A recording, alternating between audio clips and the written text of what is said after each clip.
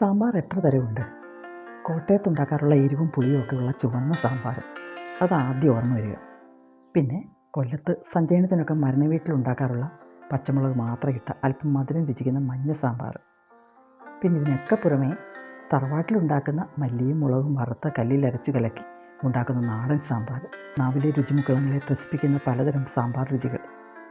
ഇഡലിയും സാമ്പാറും വെള്ള തേങ്ങ ചമ്മന്തിയും അതൊരു വീക്ക്നെസ് തന്നെയാണല്ലേ.